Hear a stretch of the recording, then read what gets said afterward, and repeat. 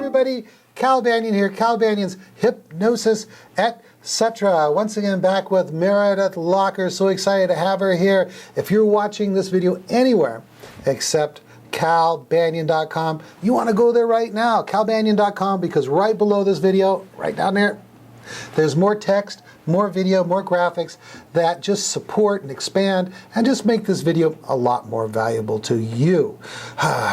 Let me tell you about Meredith. Meredith came in and told me something, and that's why I'm still in my tuxedo. I'm back to celebrate again.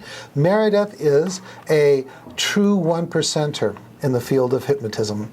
She sees clients and sees clients and sees clients. She's in the Los Angeles area. She's got a great background in psychology. She's a 5-pather. She's a 7-path instructor and speaker on the subject of hypnotism. She spoke at the National Guild of Hypnotists Convention, spoke at Solid Gold Weekend. She is a real up-and-comer. And I want to congratulate you, Meredith. You told me that this is your 100th episode. Yay! Yay! Gotta do some more noise 100! for that. Wow! So what's that like? Oh my gosh, I feel old. You must feel really old, Cal. You know what? I feel really, really old because you're only as old as who you feel. Yes. And I feel really old people. I go around, I just grab them. I say, "How you doing there, old person?" And then I feel real old. You can get away with it more with older people, right? They're over it. They don't care. I found out even old women will slap you from time to time. He's making up stories. I'm making up stories. Yeah, well, no, it feels great, Cal. Oh my gosh, 100 episodes. It feels like just yesterday that I started. My first podcast was number 104, and it was when it was shortly after I actually left the Banyan Hypnosis Center when I was doing the internship. So I had just started my official practice after I left the nest and got going there. But I had seen a lot of clients here at the Banyan Center before I did, and gosh, I've grown up a lot since then, I think. Yeah, so what was that like doing the first couple of podcasts? It was kind of nerve-wracking. Because you're the kind of person that likes to be prepared, right? I like to be prepared. I like to kind of have a good handle on what's going to happen, and nothing can quite prepare you for it except for the experience of it. And it's kind of a lot, you know. You have to look at the camera, and you have to have some energy, and you have to still pay attention to all this stuff down here, and you have to be thinking on your feet, and sometimes you've got 25 things going up in here at the same time, and it all has to come out sounding like it makes sense. And you guys may not know this, but we don't edit these. So pretty much everything, I mean, they edit it together, but other than that, our bloopers are there for everyone to see. So we try our best to be on our best game, but sometimes we're better than others. Why do you keep doing it? I mean, you have to drive all the way up from Los Angeles and, do the preparation. Just let the audience know that I do very little preparation. You might have noticed that. And I just come in and usually it's the co-host that does the preparation of researching the news and the questions that have been brought in, or the person selects a topic they're particularly interested in. Why do you go through all that? You know what? I love our profession. I love what I do. I love helping others to learn more, and I love the opportunity that we offer all of those people out there who submit questions to, in pretty close to real time, pretty quickly answer a question, and then that question that one person had benefits thousands and thousands of other people, and it will for a really long time, because these continue to be available for free. And I really believe in giving back. I believe in teaching, and this gives me a great forum to do that. And I learn from you every single time. So it keeps me on my game. It keeps me learning. It keeps me growing and interested. And so although sometimes it's challenging, because it does take me about a day and a half each time we film, between the actual filming, the drive time, the prepping of clothes, and all the prepping of the material. most of which we don't usually use, by the way. I always have to prep a lot extra because I never know quite what Cal will be in the mood to cover or what I'll be in the mood to cover, because in the moment we might change our minds. But every single time I leave just feeling really accomplished, like I've really given back and helped people to take their profession to their own work to the next level, and I love that. Yeah, I'm just so glad that you have hung in there for 100 podcasts. How many more are you going to do? I have no idea. I'm taking it one day at a time, Cal. Okay, that's cool. Mainly, I just wanted to beat Celeste. And she's got like 60 something. I know, but now she's back, which I'm so happy about. Don't you guys love her? I love her like crazy. She is my Hypnosister, and I'm so happy she's back and we get to experience her bubbliness, week in and week out in the alternating months with me. But yeah, I got to keep going. I got to make sure that I'm the winner. I'm competitive. Well, you'll always have like a 40 episode advantage. I mean, unless you decide to take a year off or something. Yes, when I take a year off and travel Europe, yeah, I might. All right. Well, we hope it's not too soon, or if you do, you'll take your camera with you, and then you'll podcast from like the Eiffel Tower, the Leaning Tower of Pizza. Like we've just had 2 tuxedo podcasts because I've had my tuxedo on, trying to be the James Bond of hypnotism over here, failing at it miserably, of course. But that would be really cool. As you're just traveling around, and you could have your computer and you could upload your video to us. That's a great idea. Yeah. I might have to do that. I could do an episode with the Mona Lisa behind me. Oh. Yeah, a lot of people don't realize this, but when I do a podcast with Celeste, she's not here. She's over in Dallas, Texas, and we just communicate over speakerphone, and then when we get done, she uploads her video to our server, and then her husband helps her out with that, Christopher, and then Jim, he slices them up just as if they were recorded here. So yeah, you could be in Dubai, you could be in Singapore, anywhere. They have a phone line so that we could talk and you could video. Yep, I love it. I love it, love it. Have you guys seen the picture of Celeste and me that she put on her new set that's just right back over here? It's so sweet. She put that in her filming set there. I love it. Cool. Okay, geez, what next? Yeah, so here is, because Cal said I could, talk about anything I wanted to talk about and hear about anything I wanted to hear about. This is kind of my episode. That's right. Every 100 episodes, it'll be your episode. You could do anything you want.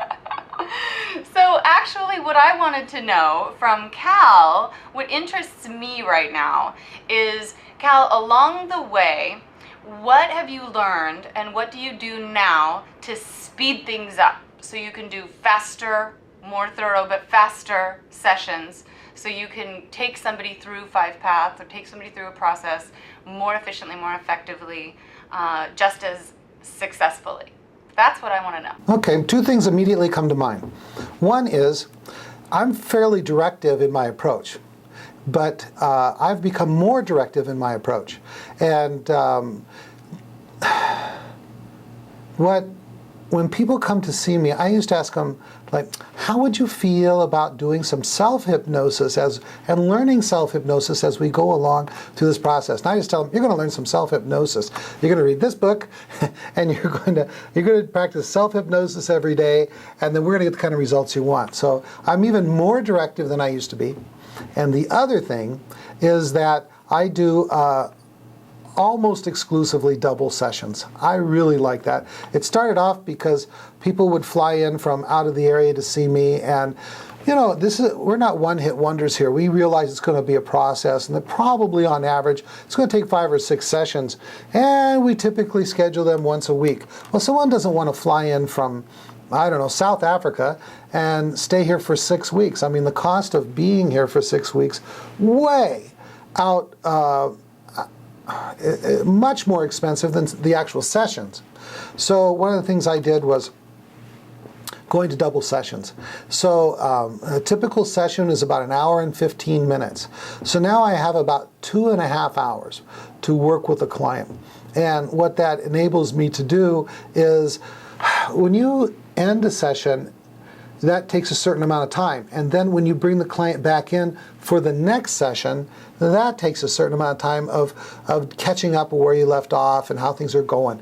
So being able to do that 2.5 hours, I think has sped up my results, made me a more successful hypnotherapist. So it's something that I like to do. And now I do it with everybody, not just people who are from outside of the area. And so more directive and doubling up my sessions. So a double session with me is about, at this time at the center, is $750. So then what I do is I have, instead of having a whole week between sessions, I need at least a couple days, because life has to happen. Because when they do come back, I want to say, how's it been going? And they need to have had a couple of days to experience the results. And that is going to then guide what I'm going to do with them next. How's that, Meredith? Beautiful. So of course, I know another thing that you do is, and what I do, unless I'm actually doing some coaching, so because I do some coaching and strategizing as well in my sessions that then I use in the hypnosis, in the direct suggestion. But unless you're doing that kind of thing, which you don't do, you keep the talking at the beginning of session to a minimum, right? Staying really concise with that, only getting as much information as you need in the beginning to build rapport in the first session, so that you really have a clear understanding of the problem, but not an elaborate understanding of the problem. And then at the beginning of each session, it's just really a checking in, and probably no more than about 20 minutes before you're really into the hypnosis. Is that correct? Right. This is something we haven't really talked about a lot, as you're mentioning it, is what do you do when the client comes back for the second session? And I will usually say, I like to do things logically, chronologically, and so I'll say, let's just run through what's happened since I saw you. What was it like for you right after the session? I want to find out what they were thinking about, how they were feeling, what was really working for them right away. Then I'll say, how's it been going since then? And then we will get into what we need to do next. And I don't tell them what I'm going to do next, but as they tell me that, like maybe we're working on weight loss and their eating has really improved, but they really haven't been doing as much exercise as they wanted to, then that focuses to me that in the direct suggestion aspect of the session, I'm going to make sure I reinforce that. I'm sure you do pretty much the same thing, right, Meredith? Yes, exactly. And as far, you check in about the seventh path as well. So if you're teaching seventh path or some version of self-hypnosis, that'd be something else to check in. Have you been doing it, and how's it been going, right? Oh, thank you for reminding me that. Since all my clients do seventh path, I'm going to say, how's that been going? And particularly on my second session, I want to make sure they're doing the technique correctly, because sometimes they will just think they're doing it right, but they're not doing it right. Or they're doing it right, but they think it's not working because they have a different expectation that's not in line with what we're trying to accomplish. So absolutely right, Meredith. Yeah, really common. I find that, for those of you who teach seventh path, for people to have some confusion, no matter how simple seventh path really is, for people to have some confusion about it. They tend to want to overcomplicate it, right, Cal? And so they oftentimes have that those questions or that confusion that comes from trying to overcomplicate the beautiful, elegant simplicity of seventh path. And so clarifying that is important, and also identifying whether they're really ready for the second recognition or not is part of it, because if they haven't practiced, they got confused and then they didn't practice at all for the whole week, they may not be ready for that second recognition. Right, exactly. Good. And then within the actual hypnosis itself, within your process, why don't you share with us some tips, tricks, techniques that you've come up with that speed things up, that where you might have spent a lot more time in the past in certain aspects, and now you kind of shortcut it? Anything you can think of? Well, in the very, very beginning days, I really didn't understand how much time needed to be spent in an SSE, a subsequent sensitizing event. Then over the years, it became apparent to me that I just really want to find out what's happening, how old they are, what they're thinking, and what they're feeling, and whether or not the feeling or symptom is familiar and new. I get that information, and then I keep drilling back until I find the ISC. That saves me a lot of time, much more efficient and effective now. Another thing is that I just don't spend as much time, how do I say this, working on fleshing out a lot of detail even in the ISC. I'm much more focused than I used to be. But on the other hand, I understand now that if the person, and I teach all this stuff in class now, it's not really super insider stuff as far as 5-pathers go, but if you find a client is kind of hazy in the regression, quickly have them start describing stuff. Don't say, what do you see? So you say, so there they are, 5, 4, 3, 2, 1, be there, daytime, nighttime, are you indoors, outdoors, or alone or with someone? What's happening? And they say, well, I'm not sure. I go, are you standing, sitting, or lying down? And if they say, you're pretty much doing one of those two things unless you're running or swimming or riding a bicycle, but then even then you are sitting down. But it gets them more into the regression. So that's a real important thing to say, describe that to me. And they say, I think my mother's here. Good, describe her to me. And that takes a very vague kind of feeling of regression into something that's much more technicolor, much more real and alive. But otherwise, with age regression, it's just about being very thorough. And just off the top of my head, I can't think of a lot of things that I would do that makes things more like shortcuts. I think the fact that I have so much experience that it's probably very subtle that I spend less time on stuff that is not as significant as stuff that is mostly significant. And I take less time to figure out what the most important things are for the client. So I don't know if I'm giving you what you want, but that's what I've got. So there. Yeah, so you've started using time tunneling more often than an affect bridge within the age regression. Are you finding that that's saving you time? That's a very good observation. When I went to time tunneling from affect bridge, I found out that I did not go to as many subsequent sensitizing events. The clients no longer want to take me through 15 or 10 subsequent sensitizing events when it's just not really necessary. When I do an age regression, I'd like to go to 2 or 3, maybe 4 at the max, subsequent sensitizing events. So that saved me a lot of time. And then another thing with the time tunneling technique, and by the way, that's been published in the Journal of Hypnotism, the National Guild of Hypnotists. I believe I did 3 articles on that. I've also talked about it extensively on this podcast. But another thing that happens with the time tunneling technique, and just a really small review of what that is I have the client close their eyes, tell me about how they're feeling, to describe the feeling in their body, that intensifies it, and then to think of that feeling in their body as being a tunnel to the past. Now that tunnel, what is it made up of? It's made up of the emotion encapsulated by the feeling in the body. So you could think of, like, if it's fear, right? Fear is an emotion and it is a feeling.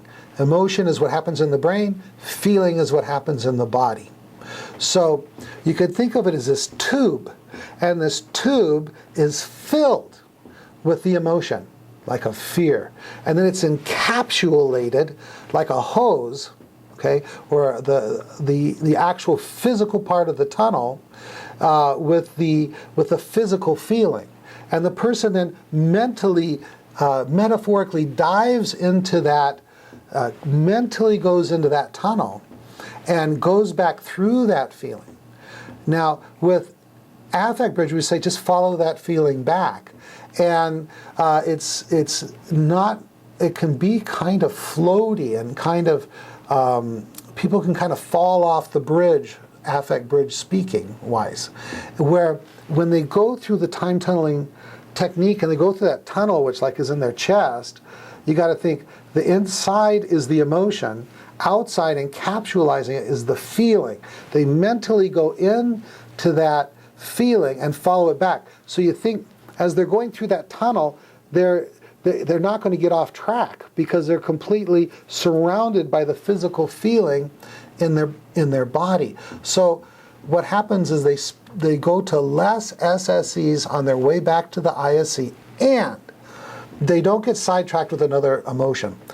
For example, when we go back doing affect bridge, we might start off with fear, then we get into a SSE that contained both fear and sadness, and then as you follow it back, and you say, just follow that feeling back to an earlier time it felt that way. Sometimes the client will follow the sadness back. And now you've lost the connection to the feeling that has everything to do with why they're there to see you, that first feeling that you tunneled back with.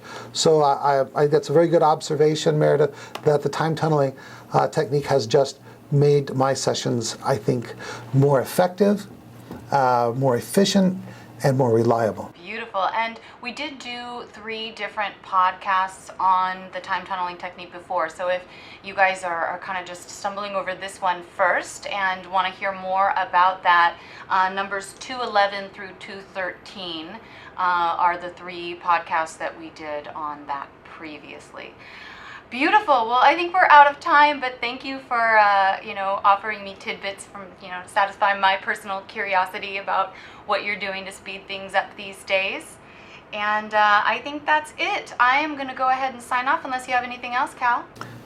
That's it. Sign us off. Okay. Thank you guys so much for tuning in. We absolutely want your questions.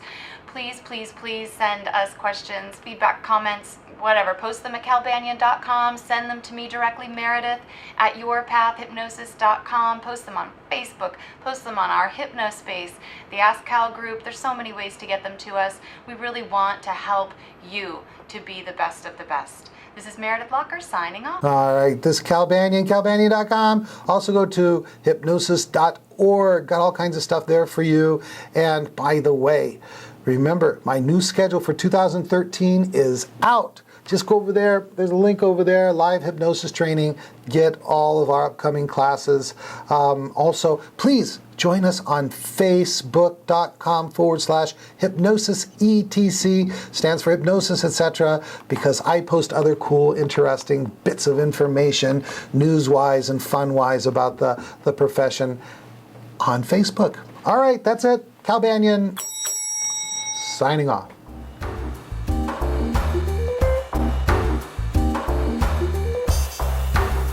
This recording is the property of Cal Banyan and the Banyan Hypnosis Center for Training and Services, Incorporated.